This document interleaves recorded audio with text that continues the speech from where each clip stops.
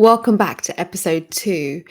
And in this episode, what I wanted to do was talk about all the different ways that you're basically getting hit with messages, people's ideas, and how much that is having an influence on you without you realizing it. So, we're going to kind of do a bit of an audit. You might want to make some notes just for your own benefit, just so you can become more aware of what you're consuming, what's constantly coming your way. And then it could probably explain why you think the way you do, or why you feel the way you do. So that's what this episode is going to be about.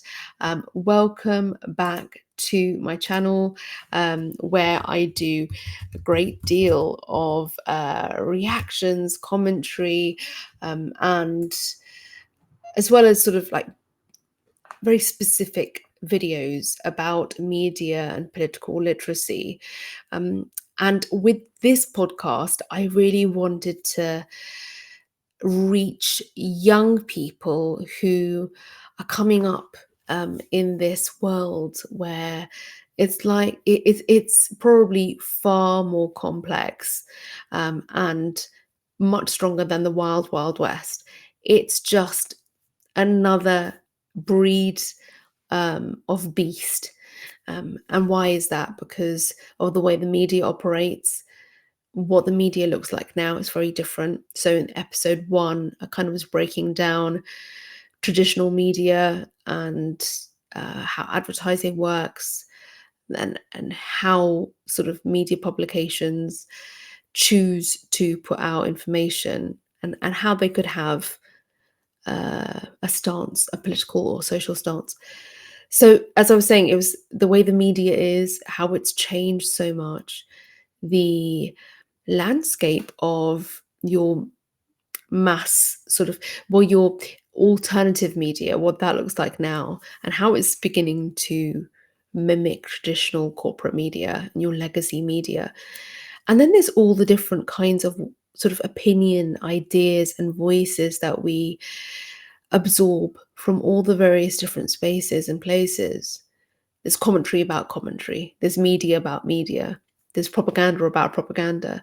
It's like everything is just constantly getting 10x'd. And how are you supposed to separate things? How can you put them in piles? By the time you've done a bit of an audit of like, okay, that belongs there, something else has come in and taken over, or a new platform has come up, or someone's got cancelled. What is that? Why is that? Why is that still happening? So this episode, what I want to talk about is that all the sort of maybe unseen and sort of slightly hidden ways that we don't realize we are being bombarded with messages, with propaganda, with ideas that we haven't verified or done sort of like critical thinking over. So grab yourself a tea or a chai, whatever it is, and let's talk. So we've all got these things. Okay, before we get to the phone and our daily use and how exposed we are to all kinds of stuff, before we do that, what about all the non-digital ways we are receiving ideas, propaganda, things that we could do with verifying, checking, and having active sort of critical appraisal of? It's really important. Like, firstly, let me talk about this critical thinking thing, because you might hear this phrase critical thinking a lot. It basically means not taking everything, not accepting it as it on face value just because somebody said it is the way. It's about interrogating it a little bit. So if it's an idea or an opinion, it's like, well, how do you know that's true? What's your evidence? Where did the evidence come from? What survey? Who did the survey? Were there 3 people in that survey, or was there like 3 million in that survey? Okay, so it's a lot of people. So okay, it's um quantitative. So it's about the quantity rather than qualitative. Smaller surveys anecdotes. So your opinion is based on an one experience. So it's your anecdotal opinion. It's about being a critical thinking is about being able to check what someone's stance is, to sort of understand where they're coming from and why they're coming from that particular stance and that perspective, and to just check whether, okay, is it accurate? So it's not just about media literacy and making sure it's not sort of misinformation. It's more about understanding, like, why does that person think that way?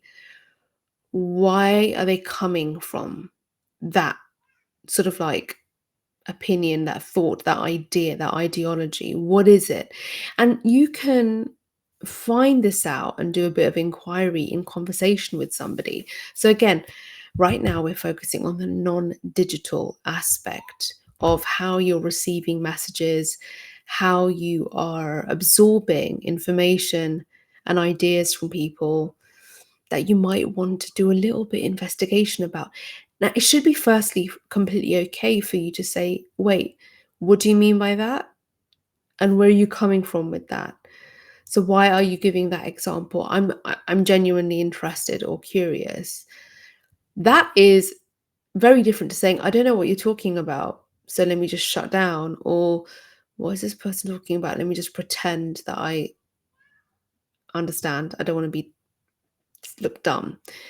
What if you were actively curious and said, okay, I'm interested, because you are interested. I'm interested in what you're saying. Can you explain it a little bit more? Like, where did you get this idea from? Is it an original idea? Is it yours? Well, there's no original ideas. Everything gets recycled. But where did that sort of come from? Is there a school of thought that represents that idea that you have? Do you know about any school of thought that represents that idea that you have? Like, did that just come to you, or have you heard that from somewhere?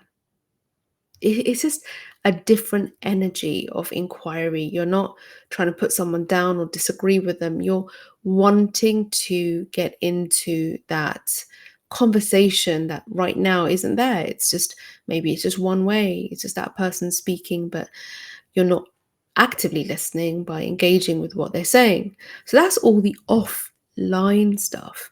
Now comes the online stuff. How on earth are you going to have this interaction with somebody, this sort of qualitative, intimate interaction with somebody online? Obviously, we have the comment section. Like, I love the comment section on my channel. It has attracted and invited so many critical thinkers and people with interesting ideas and people who have done the deconstructing and the dismantling of ideas. I think it's absolutely wonderful, and it's a great demonstration of what I'm hoping to achieve and encourage with this channel and the content here. So that's one way. The comment section is one way for you to have those more intimate, thoughtful, profound even conversations, so you can maybe interrogate an idea, or just get a bit more information, get curious. There are other ways as well, but with the speed at which we use online and the way digital content works, it's really hard to sort of stay still, like just hover over one idea for a little bit of time before something else pops up. So that's the issue. We are just absorbing so much. Our eyes are used to it. Like, when there's a pop up and you immediately close it down without even thinking, wait, what did I just close down? Because you're just used to it. You just want to quick scroll, quick absorb, snapshot, snapshot, snapshot, snapshot. And that's become our sort of now pattern of absorbing information. So where are you absorbing your information from? Let's start with the group chats. You're always being forwarded stuff, right? Even if you don't participate in the group chat, maybe you're the one who's all maybe you're the one who is participating and sharing all the time. Maybe you're that person. So if you're sharing the stuff, like, are you thinking twice about, wait, apart from the obvious thing here, is there something else here that's sort of like woven in to this video, this message, or whatever it is I'm sharing? Have I checked that, does that feel right? Is it accurate? Is it a reflection of how I think? Because if I'm sharing it, it looks like it's me who thinks this way too, right? Or it's me who finds this funny as well. So you've got to have that sort of awareness. But then if you're on the receiving end and you're constantly receiving all of these, it's like, whoa, it's a lot. It really is a lot of stuff to be having to blue tick all the time. I find it really exhausting, actually, to have to blue tick stuff all the time. I tend to archive everything because and also mute stuff. I mute everything, actually, especially with WhatsApp.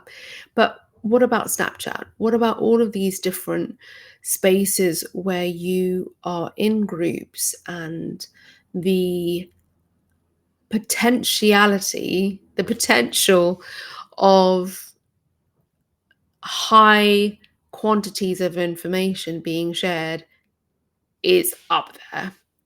How can you limit that? Are you okay with your notifications being like 100, 200,000 even unread things like that? I don't know about you, but I know a lot of people can't handle that. It's too much. It's too much clutter. It's unchecked. I can handle it with emails, but not with notifications from active messages. Unless you are okay with it, maybe it's just become the new little bit of clutter that you can handle. But what about when you are actually absorbing all of the information? Um, do you realize that you are, in fact, taking it in, and it is actually having an impact, and it is influencing you and your opinions and the way you think about yourself and the world, and it is influencing your worldview, because everyone has their own worldview, everyone has their own sort of like personal subjective construct and a model of the world that they're living in. It's been constructed as you've grown up and through all of your experiences, and now you have all this commentary and opinion coming your way, and that's also adding to that picture, that model of a world that you have. Are you getting to choose what you're absorbing? And if the answer is no, then it's because you're just bombarded constantly and it's become the norm. And this is this is a big one. This is a really big one. This is where I say you need to exit and delete and leave groups. You need to get the headspace, because completely coming off these things that we have, completely coming off them, is quite challenging and impossible in a lot of respects. It's, of course, you can do it. I think I'm sure I've tried. I've done it maybe for a day or two or three. There are times when I'm just not checking it at all for a whole day. It's been wonderful, marvelous. But I also use it for creative, for outlets where it's not about consuming information, but it's actually using it to play music or to capture something. If you can't get rid of the phone, if you can't cut the digital out, if you can't cut the tech out, how can you get that space? And how can you make sure that you are not absorbing stuff that you could really do without? I just did a book reading on my channel, and I felt like I needed a palette cleanser because I'm just so cluttered and consumed and saturated with politics and everything else. Just needed a palette cleanser. What if you're not getting a palette cleanser? What if you're not getting a break from it all? And how can you bring in those breaks? Because you are getting so much. It's not just your group chats, it's the social media, it's the adverts that pop up, it's the algorithm that's sharing stuff with you that you didn't ask for, but they think that you'd be interested in. It's all the imagery, the identity stuff, the almost the vision of living and having a life that is being sold to you or given to you, trying to convince you to have, when really you want to be able to choose as much as possible for yourself and be in that sort of place of kind of ownership and agency as far as as much as possible. We are a construct of everything. um we it's hard to be a complete blank canvas, but it is possible for us to try and paint our own picture as much as possible. So sorry for the really cheesy analogy, but we've got to have a sort of a front seat in how our life is looking and how it's unfolding, and how we are participant in it as much as possible. And I think that a way that we can do that is through improving our media literacy and our critical thinking. Because whether we're active in politics or not, whether we decide to not read the news or whatever, messages are finding their way to us and to you through your favorite public figures, your influencers, any brands that you like, that you're aligned to, that you are a fan of. Everyone has an idea or an objective, and they have an agenda. And it's important to know, like on a sliding scale, how sinister and how safe is it? Sinister in the sense, is this sort of like taking me all the way into someone else's objective and agenda, which is so against my core values? Like, what are your core values? Or are they super safe? Are they really just selling me that t-shirt or that lip gloss or that phone? Again, like I said, if you're not political, that doesn't mean that you are exempt from political messages, because they are getting woven in and shared through all kinds of media and people. And it's really important that we are aware of when that's happening and how it's happening, just so that we don't get taken down someone's garden path that we hadn't intended on walking down. Okay, enough with the analogies. I am going to move on to the next thing. I appreciate you for watching for this long and for tuning into this special podcast, which is all about this, what I've been talking about. And there's more to come. See you in the next one.